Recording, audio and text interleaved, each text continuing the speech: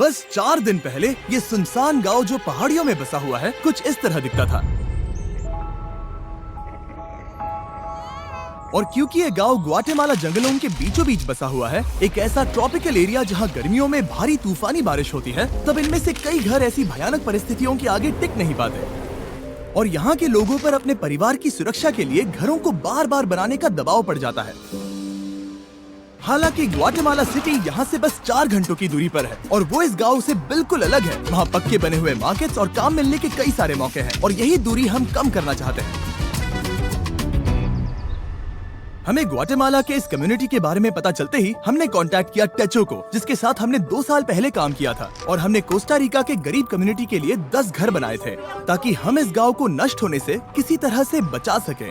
और 1 हफ्ते बाद डैरेन ग्वाटेमाला सिटी के पास पहुंच गए और वहाँ खूबसूरत लैंडस्केप्स और रिच कल्चर होने के बावजूद भी उन्हें जल्दी से एहसास हो गया कि चिसीगुआन के उस छोटे से गाँव तक पहुँचना कितना मुश्किल है। उन्हें पास वाले गांव तक एक चार्टर प्लेन से जाना पड़ा और उसके बाद जंगल से होते हुए मीलों तक चलकर जाना पड़ा।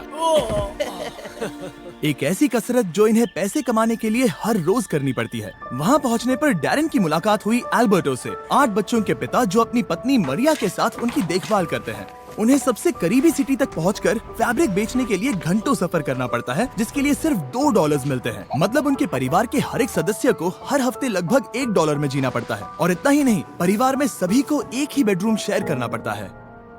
अभी ये लोग जिन घरों में रह रहे हैं वो बहुत ही बुनियादी स्तर के हैं। इनके फ्लोर्स मिट्टी से बने हुए हैं। यहाँ कोई बिजली नहीं है। इन्हें घर में आग जलाकर खाना बनाना पड़ता है और खुद को गर्म रखना पड़ता है। और उसके साथ ही एल्बर्ट और उसके कम्युनिटी के लिए पीने का साफ पानी इकट्ठा करने का कोई इंतजाम नहीं है।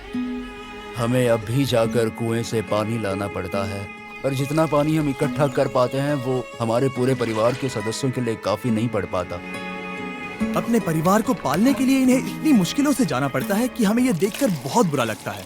हम इस समुदाय की मदद करना चाहते हैं, इनकी जिंदगी में बड़ा बदलाव लाना चाहते हैं, इन्हें एक कंफर्टेबल और सुरक्षित जगह देना चाहते हैं जहां ये बच्चों को बड़ा कर सके। तो अगले कुछ दिन हम हमारे पार्टनर टेचो जो यहाँ काम करने वाले हैं उसके लिए हमारे पास एक बड़ी योजना है। तो बस 4 दिनों में हम यहाँ पर 15 नए घर बनाने वाले हैं जहाँ होंगे बेसिक इलेक्ट्रिसिटी के लिए कुछ सोलर पैनल्स, एक सैनिटेशन सिस्टम, कंक्रीट के फ्लोर्स, एक लकड़ी जलाने का चूल्हा और एक रेन हार्वेस्टिंग सिस्टम जो होगा स्टोरेज और फिल्ट्रेशन के साथ। टेचो में ऐसे लगभग 15 लाख वॉलंटियर्स हैं जो इस ऑर्गेनाइजेशन से पास होकर निकले हैं। इस तरह की एक्टिविटीज उन्हें उनकी पारंपरिक जड़ों से जोड़कर और उन छोटे कम्युनिटीज को सहारा देकर उनकी जिंदगी बदल सकती है। वो अपने और उन कम किस्मत वाले लोगों के बीच की दूरी कम करने में मदद करते हैं।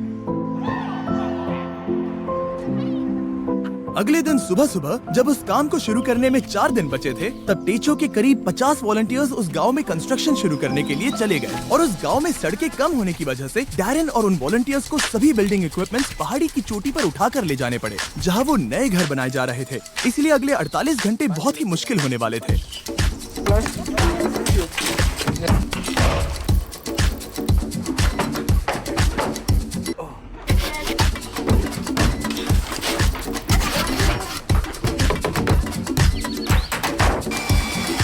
बस 2 ही दिनों में उन्होंने घर के कंस्ट्रक्शंस बनाने पूरे कर लिए थे। हालांकि बचे हुए सिर्फ 48 घंटों में अब भी उनके वाटर कलेक्शन सिस्टम के लिए इरिगेशन पाइप्स लगाने और प्लम्बिंग करना बाकी था।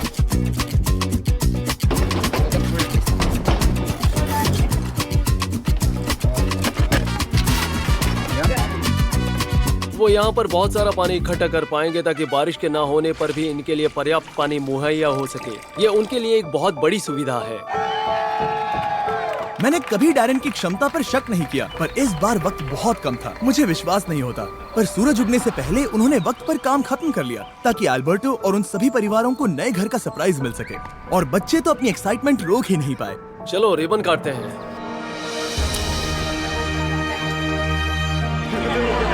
हम तुरंत ही देख पा रहे थे कि ये समुदाय कितना खुश था। उनके चेहरे पर की वो हंसी, उनकी आवाज में एक्साइटमेंट, वो एक बेहद खूबसूरत अनुभव था। वो जिस तरह से शुक्रिया कर रहे थे वो मुझे हमने किए काम से बहुत बड़ा लग रहा था। अब उनके पास और ज्यादा पैसे कमाने के लिए बहुत सारे मौके होंगे क्योंकि अब उन्हें बारिश के बाद घर को मेंटेन करने के लिए कम वक्त लगाना होगा और टेचो के बनाए हुए नए रोड से उन्हें पास की कम्युनिटी में आना जाना आसान हो जाएगा। अब बिजली के होते उनके बच्चों को रात में पढ़ने में बहुत आसानी होगी। ये नए चूल्हे हेल्दी खाना बनाना बहुत आसान कर देते हैं और इसी से ये कम्युनिटी बड़ी हो जाएगी और एक दिन एक फुली फंक्शनल गाँव बन जाएगा। जहाँ पास में बसी हुई सिटी के लोगों जितने ही काम होंगे। तो अल्बर्टो और उसके परिवार को अब कभी भी उस जोखिम भरे रास्ते से जाने की जरूरत नहीं पड़ेगी। हम इस सब के लिए बहुत खुश हैं। मेरी बीवी और सभी बच्चे भी इसे लेकर बहुत खुश हैं और मैं भी बहुत खुश हूँ। और इसके बाद भी हमारे पास इस कम्युनिटी के लिए और एक सरप्राइज है, पर उसे दिखाने से पहले मैं आपको इस वीडियो के स्पॉन्सर के बारे में बताना चाहता हूँ, ड्रैगन सिटी। इस प्रोजेक्ट को स्पॉन्सर करने के बावजूद ड्रैगन सिटी होस्ट कर रहा है एक फिलैंथ्रोपी वीक चैलेंज जो जनवरी 21 से लेकर 28 तक रहेगा। विनर्स स्टेचो के लिए पॉइंट्स अर्न कर सकते हैं एक इलेक्ट्रिक और एक फ्लेम पेरेंट को ब्रीड करके, और हर 50,000 पॉइंट्स अर्न होने पर ड्रैगन सिटी टेचो.us को $100 डोनेट करेंगे ताकि लैटिन अमेरिका में शेल्टर्स बनाने में मदद कर सके, जिसका डोनेशन गोल है $20,000। और हाँ, इसमें एक custom mister beast runner island 24 जनवरी से शुरू होने वाला है, जहां आप सभी मिस्टर बीस्ट ड्रैगन्स को इन गेम ऑफर से पा सकते हैं। पर अगर आपको मेरे ड्रैगन्स पसंद नहीं है तो आप हजारों ड्रैगन्स में से भी चुन सकते हैं। फिक्र मत करो, ऐसे वीडियो देखने के लिए हमारे चैनल को सब्सक्राइब करो। करने के लिए डिस्क्रिप्शन के लिंक पर क्लिक करें या फिर इस QR कोड को स्कैन करें, जिसमें होगा special starter pack 15,000 food, 30,000 gold, 10 James, और ज्वाइन करें 20 फिलैंथ्रोपी वीक एक ड्रैगन मास्टर बनकर। वो 15 घर बनाने के बाद हम यहाँ पर एक कम्युनिटी सेंटर भी बना रहे हैं, जो कि स्कूल के लिए कुछ एडिशनल क्लासरूम्स जैसा होगा। अभी उस स्कूल में सिर्फ 2 क्लासरूम्स हैं। यहाँ की औरतें उसे ट्रेनिंग और वर्कशॉप्स की तरह इस्तेमाल करेंगी ताकि वो नई स्किल सीख कर जॉब के नए रास्ते ढूंढ सके।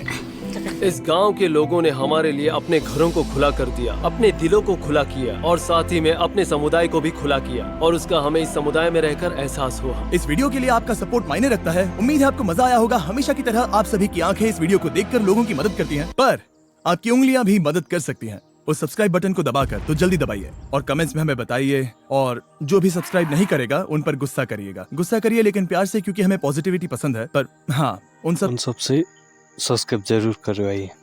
प्यार भरी याद में हमें सपोर्ट करने के लिए शुक्रिया।